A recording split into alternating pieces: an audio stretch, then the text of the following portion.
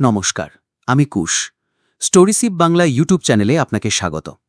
ঘোষবাবুর গোয়েন্দাগিরি সিরিজের এই সপ্তাহের গল্প শেষ ট্রেনের যাত্রী।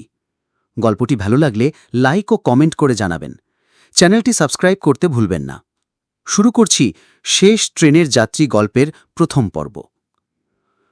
রায়গঞ্জ থানার অফিস ঘরের জানালার কাছে ধীরে ধীরে জমে উঠছিল বৃষ্টির ছাঁট। জুলাইয়ের মধ্যরাত্রির আকাশে হালকা গর্জন। ওসি ঘোষবাবু জানালার ধারে দাঁড়িয়ে বাইরে তাকিয়েছিলেন। তার চোখে চিন্তার রেখা, কিন্তু ঠোঁটে দৃঢ়তা। তিনি জানতেন, মধ্যরাত্রির মিথ্যে কাহিনী নামক মামলার পর এখন কিছুদিন নিশ্চিন্ত থাকার সুযোগ রয়েছে। কিন্তু শান্তি কি সত্যিই তার কপালে? ঠিক সেই মুহূর্তেই ডেস্কের ওপরে রাখা ফোনটা বেজে উঠল। ঘোষবাবু ধীরে ফোনটা তুললেন। হ্যালো, রায়গঞ্জ থানা। ওপাশ থেকে ভেসে এলো এক নারী কণ্ঠ, কাঁপা গলায়, যেন শঙ্কা ও হতাশায় ভরপুর। ঘোষবাবু, আপনি কি ওসি ঘোষ? হ্যাঁ, বলুন, কে বলছেন? আমি অনামিকা দত্ত। আমার স্বামী অরুণ দত্ত প্রতিদিনের মতো আজকেও রাত্রির শেষ ট্রেনে রায়গঞ্জে ফেরার কথা ছিল, কিন্তু ট্রেন পৌঁছেছে, উনি নেই, কোথাও নেই। ঘোষবাবু কপাল কুঁচকালেন। রায়গঞ্জ স্টেশন মাত্র 1 কিলোমিটার দূরে, রাত 12:30টার ট্রেন, শেষ লোকাল। আপনি নিশ্চিত উনি ট্রেনে উঠেছিলেন? হ্যাঁ, আমি কলকাতায় ওনার সঙ্গে ফোনে শেষবার কথা বলি রাত 9টায়। ও বলেছিল ঠিক 9:30টার ট্রেনে উঠছে। এরপর আর কোনো খোঁজ নেই, ফোন বন্ধ, স্টেশনে গিয়েও খুঁজে পাইনি। ঘোষবাবু ঠান্ডা মাথায় বললেন, আপনি এখন কোথায়? রায়গঞ্জেই বাড়িতে। ওদের অফিস থেকে বলেছে উনি সন্ধেবেলায় ঠিক সময় বেরিয়েছেন। ঠিক আছে, আমি দেখছি, আপনি বাড়িতেই থাকুন, আমরা খোঁজ নেব। ঘোষবাবু ফোন নামিয়ে আবার জানালার দিকে তাকালেন। বাইরে তখন ট্রেনের হুইসেলের শেষ ধ্বনি বাতাসে মিলিয়ে যাচ্ছে। পরদিন ভোরবেলা ঘোষবাবু নিজে গেলেন রায়গঞ্জ স্টেশন পরিদর্শনে, সঙ্গে ইন্সপেক্টর অরিন্দম পাল ও এক constable.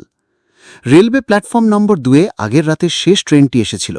Station master, head ticket checker ও প্ল্যাটফর্ম স্টাফদের ডেকে পাঠানো হলো।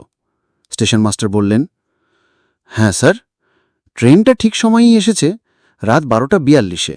কিন্তু ট্রেন থেকে কে নামলো সেটা তো আমরা আর গুনে দেখতে পারি না, তবুও কোনো অস্বাভাবিকতা লক্ষ্য করিনি।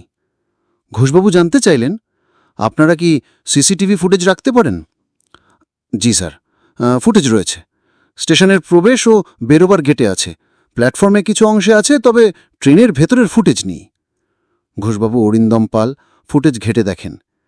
রাত 12:40-এর একটি ক্যামেরায় দেখা যাচ্ছে ট্রেনের দরজা খুলছে, কিছু যাত্রী নামছে। এক জায়গায় তারা স্পষ্ট দেখতে পান অরুণ দত্ত নামে এক মাঝবয়সী মানুষ সাদা শার্ট, কালো ট্রাউজার পরে ট্রেনে উঠছেন কলকাতা স্টেশন থেকে। কিন্তু পরবর্তী ফুটেজে রায়গঞ্জ স্টেশনে সেই মানুষটি আর নামছেন না। ঘোষবাবু চুপ করে বসে থাকেন কিছুক্ষণ, তারপর বলেন, উনি ট্রেনে উঠেছেন নিশ্চিত, কিন্তু নামেননি এটাও নিশ্চিত। তাহলে এখন প্রশ্ন, উনি কোথায় গেলেন? রেলওয়ে কর্তৃপক্ষের সহায়তায় ট্রেনের কামরা ভিত্তিক টিকিটের রেকর্ড খোঁজা হয়। অরুণ দত্তের সিট নম্বর ছিল S5, বার্থ 32। সেই কামরার আরও কয়েকজন যাত্রীকে চিহ্নিত করা হয়। ঘোষবাবু জানালেন, সবার সঙ্গে যোগাযোগ করতে হবে, প্রত্যেকে কে কোথায় বসেছিল, কার চোখে কি পড়েছে, সব খতিয়ে দেখতে হবে।